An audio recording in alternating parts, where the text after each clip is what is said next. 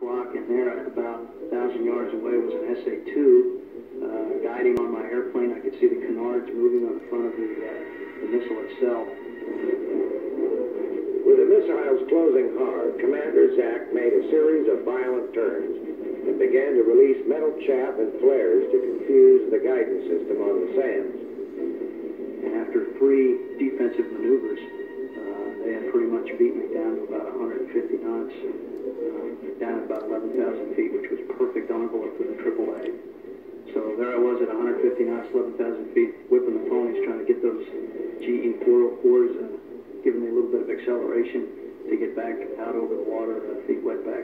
That one really sticks out in my mind. I could have easily been engaged and shot down on that had I not just looked back at about 3 seconds before missile impact. The missiles exploded behind me after some basic.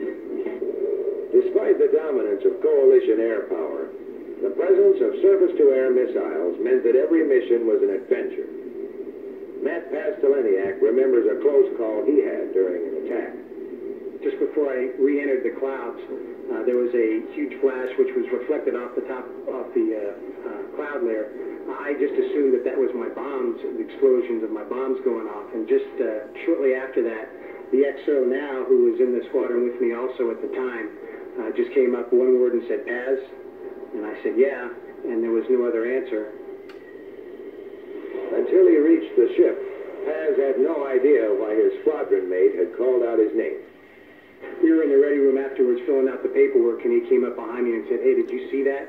And I said, "What are you talking about?" And he said, "I thought you may have been hit because there was a SAM that exploded in front of me right where you were supposed to have been. That's why I called Paz. I thought you'd been hit."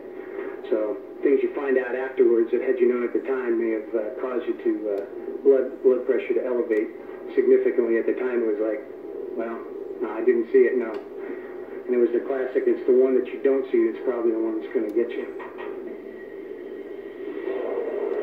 Being shot at may not be an experience soon forgotten, but it is not always the most memorable mission.